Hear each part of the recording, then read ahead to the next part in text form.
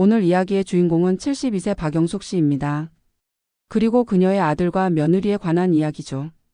박 씨의 작은 며느리는 특이했습니다. 아들과 결혼한 지 15년도 넘었지만 며느리는 한결같았습니다. 평소에는 멀쩡하다가도 어떻게 시집에 행사만 있으면 아프고 한가하다가도 바빠지는지. 한두 번쯤 그런다면 당연히 사정이 있겠다고 하겠지만 그런 세월이 거의 17년이 다 되어 갔습니다. 아프다고 핑계를 대고 참석하지 않았다가 남편과 마주친 적도 있었습니다. 나 뜨겁다는 게 무엇인지도 모르는 며느리를 박 씨도 포기한 지 오래였습니다. 그렇게 오기 싫다면 오지 말라고 하고 싶었죠. 하지만 그렇다고 시아버지 팔순애까지 바쁘다는 핑계로 오지 않을 줄은 몰랐습니다. 갑작스러운 행사도 아니었고 그리고 며칠 동안 만나서 잔치를 하자는 것이 아니고 하루 딱 2~3시간만 참석하면 될 일이었습니다. 멀리서 오는 사람들도 있는데 가까이 사는 며느리가 안 올 수가 있는지 기가 막혔습니다. 정말 바쁘면 또 몰랐습니다. 박 씨가 바보라서 그동안 며느리에게 속아준 것이 아니라 좋은 날 큰 소리 내기 싫어서 눈 감았던 적이 많았죠. 그런데 다른 날도 아니고 팔순도 못 오겠다는 며느리를 박 씨도 더 이상 며느리로 대접해줄 마음이 없었습니다. 아들도 똑같았습니다.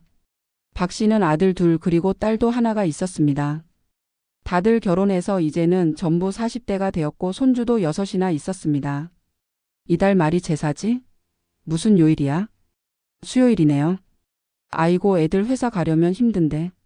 남편의 말에 박 씨도 고개를 끄덕였습니다. 주말이면 좋을 텐데 싶었죠. 좀 시간을 당겨서 빨리 하고 끝내자고. 그래요. 그래야 애들도 일찍 돌아가지. 아주 예전에는 자정이 되어 갈 때쯤에 제사를 지냈는데 이제는 10시쯤이면 지냈습니다. 12시 전에 자식들이 집에 가게 하려고 늘 서둘렀죠. 제사는 한 번으로 합치고 차례는 명절에 2번이니 총 3번 정도 가족들이 다 같이 모이는 날이 있었습니다. 그 외에 어버이날이나 생일 등에는 시간이 되는 자식은 오기도 했지만 따로 보는 날은 그리 많지 않았습니다. 번거롭기도 하고 먹고 살기 바쁜 자식들 시간을 뺐으며 굳이 부를 이유는 없다 싶었습니다. 한때는 박 씨도 그런 날을 기다리던 때가 있었습니다. 어버이날에 밖에서 밥 한 끼 같이 먹고 생일에 집에서 같이 맛있는 거 해먹고 그런 걸 행복하다고 생각했었죠. 하지만 이제는 그러지 않았습니다. 가까이 지내고 싶은 마음이 없어져서가 아니라 그래야 덜 서운하다는 것을 깨달아서였습니다. 부모 자식이라는 게 희한한 것이 덜 봐야 사이가 좋았습니다. 이제는 각자 다 잘 살았으면 하는 마음도 컸습니다. 하지만 그렇다고 자식들이 다 똑같이 예쁘다는 뜻은 아니었습니다. 이 나이쯤 먹었으면 모든 것에 초연해져야 하는데 그렇지가 않았고 눈만 좋아졌습니다. 누가 부모를 위하고 누가 그렇지 않은지 빤히 보였죠. 바쁜 것 뻔히 아는데 뭐하러 오려고 해. 수년 전 제사를 며칠 앞둔 어느 날이었습니다. 큰 며느리에게서 전화가 왔습니다. 바빠도 그 정도 시간은 낼 수 있어요. 낮부터 같이 준비하지는 못하는데 그건 어머님이 이해 좀 해주세요. 퇴근해서 최대한 빨리 갈게요. 매일 야근한다며 오지 마라. 야근해도 제사 지내는 시간보다는 일찍 끝나요. 어차피 낮 동안 박 씨가 대부분의 음식을 준비해 놓지만 그래도 평일 저녁에 자식들이 제사가 있으면 부담스러울 건 잘 알고 있었습니다. 그리고 당시에 큰 며느리가 눈코 뜰 새 없이 바쁘다는 건 알았습니다. 큰 아들이 얼마 전 갑자기 회사를 그만두고 자기 개발을 한다고 했습니다. 박 씨는 뜬금없는 말이라고 생각했지만 며느리는 동의를 했다고 했습니다. 좀 더 나은 대우를 받겠다며 1~2년간 준비해서 이직을 할 거라고 했습니다. 박 씨는 며느리가 고생스럽겠다는 생각이 들었습니다. 그동안 아들이 벌이가 없을 테니 힘들 것이었습니다. 매일같이 야근한다는 말은 들었습니다. 그리고 공부하는 아들을 대신해서 자식들을 혼자 돌보고 퇴근해서는 부업을 한다는 얘기도 듣고는 놀랐던 기억이 있었습니다.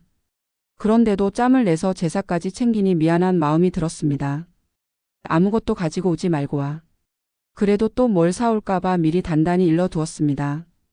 그리고 다음날 둘째 며느리에게서도 전화를 받았습니다. 그 내용은 참 달랐습니다. 어머님 어쩌죠? 지연이 학원 특강 때문에 도저히 시간을 뺄 수가 없어요. 지연이 학원을 그 시간까지 해? 그럼요. 요즘은 다 그 시간까지 해요. 아직 초등학교 3학년밖에 안 된 손주인데 늦은 시간까지 학원 수업이 있다는 것이 놀라웠습니다. 겨우 잡은 특강이라서 빠지면 안 되거든요. 그럼 제사 못 오는 거야? 이해하는데 쉬엄쉬엄 해라. 그럼요. 제가 다 알아서 하죠. 어쨌거나 죄송해요. 가서 도와야 하는데. 형님 오시죠? 회사 끝나고 온단다. 저도 내년에는 꼭 참석할게요. 내년에도 꼭 참석하겠다는 말은 작년에도 들었던 말이었습니다. 처음에는 좀 서운하기도 했지만 거의 매년 비슷한 일이 반복되자 이제는 못 온다는데 어쩌겠나 싶었습니다. 그러던 어느 날이었습니다. 밤늦게 잠자리에 들기 전 남편이 화장실에 갔다가 쿵하고 쓰러졌습니다. 박 씨가 놀라 일으키려고 해도 힘들었습니다. 머릿속이 하얘졌습니다. 휴대폰을 들긴 들었는데 구급차 번호가 도무지 안 떠올라서 숫자 1만 누르다가 결국 큰 아들 번호를 먼저 눌렀습니다. 그런데 신호만 가고 전화를 받지 않았습니다. 얼른 끊고 자식들 번호를 막 눌렀는데 하필이면 작은 며느리에게 걸린 전화. 불행인지 다행인지 신호가 얼마 안 가서 며느리가 전화를 받았습니다. 지금 내 시아버지가 어디가 아픈가 넘어져 가지고. 박 씨가 횡설수설하는데 작은 며느리가 조금 놀란 듯 대꾸했습니다. 넘어지셨다고요? 119 얼른 부르세요. 아, 구급차 번호가 생각이 안 났지 뭐냐. 저보다 그게 빠르죠. 저 지금 바빠서 밥도 못 먹고 일하고 있어서 지금 당장 나가지는 못하거든요. 아주버님한테 전화해 보셨어요? 작은 며느리가 하는 소리를 다 듣지도 않고 전화를 끊었습니다. 결국 다른 사람한테 전화하라는 소리였으니 말이죠. 전화를 끊고 나자 조금 마음이 차분해졌습니다. 침착하게 구급차를 부르자 큰 아들에게서 전화가 왔습니다. 병원으로 바로 오겠다고 했습니다. 그리고 조금 후에 박 씨는 병원에서 두 아들을 만났습니다. 제가 연락했어요. 큰 아들이 작은 아들에게 알린 모양이었습니다.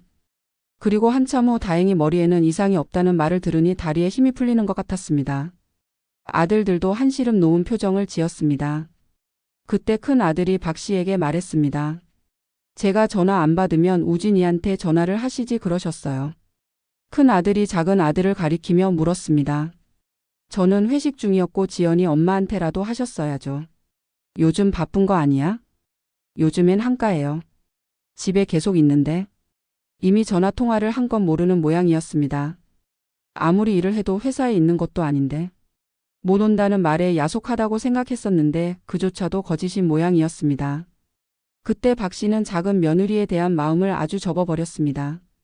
원래는 그래도 내 며느리라 딸이 뭐라고 해도 감쌌고 미워하지 않으려고 노력했습니다. 하지만 이건 해도 너무한 듯 했습니다. 며느리에게 시집 식구들은 식구가 아닌 것 같았습니다. 그냥 피하고 싶은 귀찮은 존재들인가 싶었습니다. 그런데 아무리 그래도 시아버지가 쓰러졌다는데 그런 반응을 보일 줄은 몰랐습니다. 2년 후 남편의 팔순에도 오지 않는 며느리를 보니 그때 아무 말 안 하고 넘어간 게 후회가 됐습니다. 사람이 아무 말을 안 하니까 바보 취급을 하는 것 같았습니다. 그래도 팔순인데 잔치는 해야 하지 않아? 맞아요. 칠순 땐 잔치 안 했으니까. 그래도 친척들도 좀 부르고 해야죠. 아버지는 가족끼리만 모여서 밥 한 끼 먹자는데 그건 언제든지 할 수 있는 거고요. 한 번밖에 없는 팔순인데 잔치까지는 아니더라도 손님도 좀 더 초대하고 해야죠. 가까이 사는 친척들도 초대를 해서 식당에서 식사를 하기로 했습니다. 너무 요란한 건 남편이 바라지 않았지만 그래도 팔순은 좀 더 특별했으면 한다는 게 자식들의 말이었습니다. 자식들이 돈을 걷어서 한다고 했습니다. 그래서 인원수에 맞춰서 예약을 했죠. 그게 팔순 서너 달 전이었습니다. 그런데 팔순을 얼마 안 남겨두고 작은 며느리가 오지 못하겠다는 말을 했습니다. 참 이게 이상하게 꼭 이런 때 일이 생기네요. 공교롭다는 듯이 얘기하지만 박 씨는 기가 찼습니다. 어쩐지 지난 설에 오랜만에 왔다 싶었습니다.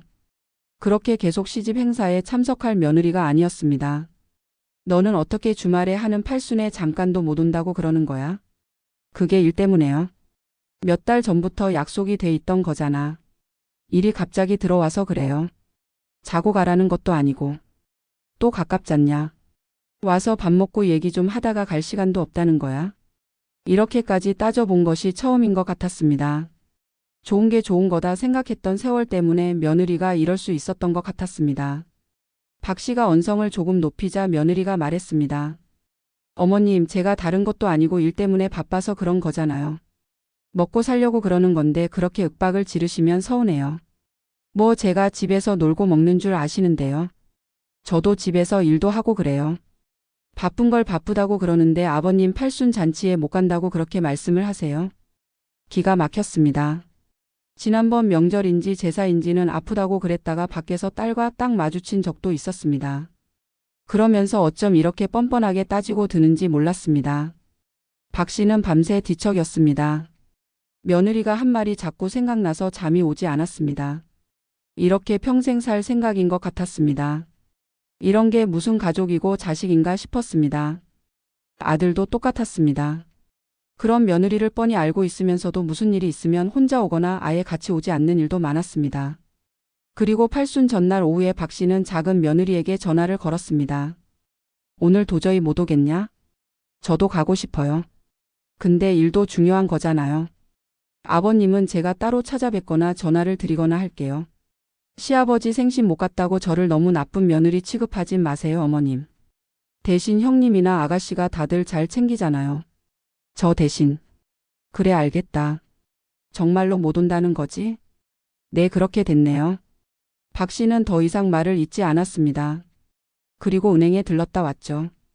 다음 날 정말로 며느리는 오지 않았습니다. 시아버지의 용돈이라고 돈봉투를 하나 들려서 아들만 보냈습니다. 둘째 아들 이혼했어? 이혼은 무슨? 아니, 며느리는 어디 가고 혼자 저렇게 앉아 있어? 바빠서 그렇지. 남편의 목소리가 들렸고 그걸 작은 아들도 들은 것 같은데 딴청만 피울 뿐이었습니다. 친척들 20명 정도가 왔고 다 같이 식사를 하고 헤어졌습니다. 남편이 몸이 안 좋아 저녁 늦은 시간에 집으로 돌아왔고 자식들도 따라서 왔습니다.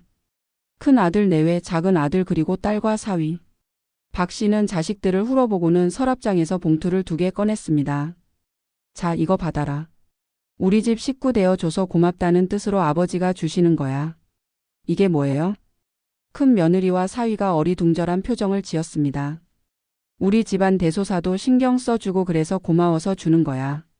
우리도 이젠 나이 들어서 벌써 아버지가 80이잖아. 조금씩 재산 정리하려던 차에 생각나서 주는 거야. 그리고 그 봉투 안을 보더니 다들 깜짝 놀랐습니다. 각자 2천만 원씩 들어 있었습니다. 그리고 3천만 원씩 더 송금해 주마. 큰 며느리와 사위에게 5천만 원씩 나눠주겠다는 말이었습니다. 그러자 작은 아들이 발끈했습니다. 저는 왜 아무것도 없어요? 우리 집 일에 발벗고 나서 준 며느리랑 사위 고마워서 주는 건데 지연이 엄마한테 주면 너무 불공평하잖아. 네? 안 주는 게 불공평한 거죠. 지연이 엄마가 내 칠순에 왔니? 내 아버지 팔순에 왔니? 아니면 명절이나 제사에 제대로 오기나 했니? 어버이날에 한 번 오기나 했니? 저번에 아버지 쓰러졌을 때도 병원에 코백이나 비쳤어? 아, 그건 일이 있으니까. 세상 모든 일을 지연이 엄마가 다 한다니? 그렇게 바쁘면 이 돈 없어도 잘 살 만큼 벌겠네. 엄마 마음 같아서는 5천만 원이 아니라 더 챙겨주고 싶은데 그건 차차 하자. 우리가 10년 더 살지 20년 더 살지 모르니까. 작은 아들은 분개했습니다. 자식을 차별한다며 화를 냈습니다. 500만 원도 아니고 5천만 원을 나눠주면서 어떻게 저희만 쏙 빼놓을 수가 있으세요? 우리도 사람인데 부모 챙기는 자식에게 더 마음이 가는 거 아니겠니? 그리고 마음 가는데 돈이 가는 거지 않냐. 그게 말이 돼요? 저는 왔잖아요. 내가 뭐 내 형한테 주니? 아니, 막내한테 줬어? 며느리랑 사위한테 주는 거라니까. 그러네. 그래서 내가 어젯밤에도 지연이 엄마한테 진짜 안 올 건지 여러 번 물어봤다. 진작 말씀하셨으면 데리고 왔죠. 돈 줄 줄 알았으면 왔다는 말이야? 그러면 죽어도 못 올 상황도 아니었다는 소리네? 아니, 그게 아니고요. 어쨌거나 그런 줄 알고 이만 가봐라. 피곤하다. 아버지도 쉬셔야 하고. 그러자 큰 아들네와 딸네는 냉큼 일어났습니다. 작은 아들만 머뭇거리고 있는 걸 쫓아내 버렸습니다. 그리고 다음날 아침 해가 제대로 뜨기도 전에 작은 며느리에게서 전화가 왔습니다. 어머님 정말 이러시는 거 아니에요? 어떻게 장남한테만 돈을 주시고 작은 아들은 차별하세요? 사위도 줬다. 그런 말이 아니잖아요. 정말 서운해요. 일이 바쁜 걸 어떻게 해요? 지연이 아빠는 돈 줄 줄 알았으면 데리고 왔다던데 그러면 그 정도로 바쁜 건 아닌 거 아니야? 그러자 아들처럼 꿀먹은 벙어리가 된 며느리. 팔순에 안 왔다고 이러는 것 같아? 결혼하고. 그동안 우리 집에 힘들었을 며느리랑 사위한테 주는 돈인데 너도 받아도 된다고 생각하니? 이제부터 잘 참석하면 돼요. 이제 참석할 일이 또 뭐가 있냐? 어머님 팔순도 있잖아요. 글쎄 내가 그때까지 건강하게 살아 있을지 모르겠네. 지난 20년의 대가라고 생각해라. 그러자 며느리는 뒤늦게 사과를 했습니다. 작은 아들도 그렇고 후회한다고 했죠. 하지만 이미 끝난 팔순 잔치를 다시 할 수도 없는 노릇이었고 지나간 일을 되돌릴 수는 없었습니다. 자식으로서 아무것도 하기 싫고 부모가 주는 건 똑같이 받고 싶다는 신보가 못된 자식이었습니다. 어째서 부모가 자식에게 공평하게 주어야 한다고 생각하는지 몰랐습니다.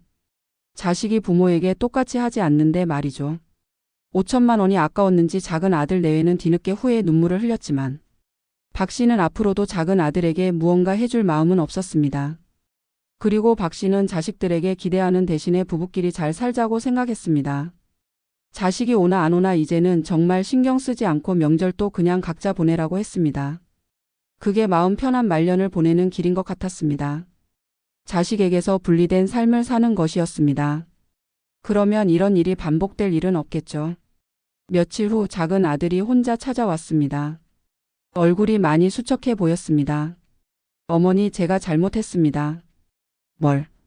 그동안 너무 안일하게 생각했어요. 아내도 마찬가지고요. 당연히 어머니 아버지가 이해해 주실 거라고만 생각했습니다. 박 씨는 아무 말 하지 않았습니다. 형이랑 누나는 정말 고생 많이 하면서 부모님 챙겼는데 저희는 핑계만 대고 빠져왔네요. 이제 와서 말해도 늦은 걸 알지만 정말 죄송합니다. 그런 줄 알았으면 진작 그렇게 하지 그랬니? 어머니 기회를 한 번만 더 주세요. 이제부터라도 제대로 하겠습니다. 박 씨는 고개를 저었습니다. 이미 늦었다. 내가 지금 후회하는 건 돈 때문이지 진심으로 미안해서가 아니야.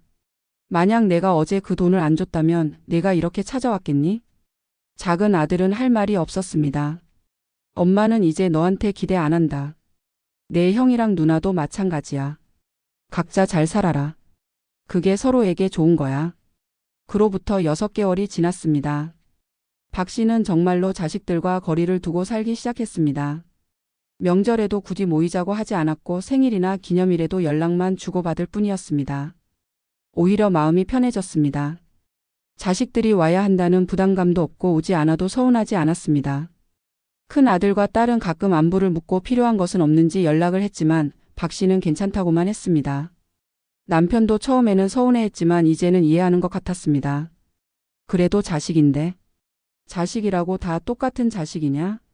우리가 뭘 잘못했나 싶어서 몇 년을 고민했는데 이제 보니 우리 잘못이 아니더라. 그래도 당신도 알잖아. 20년 넘게 똑같이 했는데 이제 와서 바뀔 것 같아? 차라리 이렇게 사는 게 낫다. 그런데 신기한 일이 일어났습니다. 박 씨가 자식들과 거리를 둔 후로 오히려 큰 아들과 딸이 더 자주 연락을 했습니다. 부담스럽지 않게 그저 안부를 묻는 정도였지만 그것만으로도 충분했습니다. 어머니 요즘 어떻게 지내세요? 그냥 아버지랑 둘이서 잘 지내고 있어. 몸은 괜찮으시고요? 응, 괜찮다. 뭔가 필요한 거 있으시면 언제든 연락하세요. 이런 대화가 박 씨에게는 더 소중했습니다. 억지로 와서 의무감에 시간을 보내는 것보다 진심 어린 관심이 더 마음에 와닿았습니다. 작은 아들은 여전히 가끔 연락을 했지만 박 씨는 담담하게 받을 뿐이었습니다. 며느리는 아예 연락을 하지 않았습니다. 그것도 괜찮았습니다. 1년이 지나고 박 씨는 더욱 확신을 갖게 되었습니다. 자식에게 기대하지 않으니 실망할 일도 없고 서운할 일도 없었습니다. 대신 남편과의 시간이 더 소중해졌고 둘만의 시간을 즐기기 시작했습니다. 가끔 큰 며느리가 손주들과 함께 들르기도 했습니다. 억지가 아닌 정말 안부가 궁금해서 오는 것이라는 걸 알 수 있었습니다. 그럴 때 박 씨는 진심으로 기뻤습니다. 어머님 오랜만에 왔는데 뭐 해드릴까? 아니야, 그냥 앉아 있어. 애들이랑 놀아주기만 해도 고마워. 요즘 많이 편해 보이세요? 응, 마음이 편해졌어. 이제 너희들한테 미안한 마음도 없고. 큰 며느리는 고개를 끄덕였습니다. 그녀도 이전에는 의무감 때문에 부담스러웠던 것이 사실이었습니다. 하지만 이제는 정말 보고 싶을 때, 안부가 궁금할 때 자연스럽게 찾아올 수 있어서 더 좋았습니다. 박 씨는 깨달았습니다. 진정한 가족이란 핏줄로 맺어진 관계가 아니라 마음으로 맺어진 관계라는 것을. 아무리 자식이라고 해도 부모를 귀찮아하고 피하려고만 한다면 그건 진정한 가족이 아니었습니다. 반대로 며느리나 사위라고 해도 진심으로 챙기고 관심을 갖는다면 그것이 진정한 가족이었습니다. 20년이라는 시간이 아깝지 않아? 남편이 물었을 때 박 씨는 대답했습니다. 20년이 있었기 때문에 지금 이렇게 확실하게 정리할 수 있었던 거야. 만약 그때그때 화를 냈다면 나만 나쁜 사람 됐을 거고 계속 미련이 남았을 텐데. 정말 그랬습니다. 충분히 기회를 줬기 때문에 후회도 없었고 미련도 없었습니다. 이제는 정말로 마음 편하게 살 수 있었습니다. 박 씨는 이제 75세가 되었습니다. 남편과 둘이서 소소한 일상을 즐기며 살고 있습니다. 큰 아들과 딸은 여전히 자주 안부를 묻고 큰 며느리와 사위는 가끔 손주들과 함께 놀러 옵니다. 작은 아들도 이따금 연락을 하지만 예전과는 다릅니다. 의무감이 아닌 진심으로 하는 것 같아 보일 때도 있습니다. 하지만 박 씨는 더 이상 기대하지 않습니다. 그것만으로도 충분했습니다. 며느리는 여전히 연락이 없습니다. 그것도 괜찮습니다. 애초에 기대하지 않으니 실망도 없고 서운함도 없었습니다. 박 씨는 이제 알았습니다.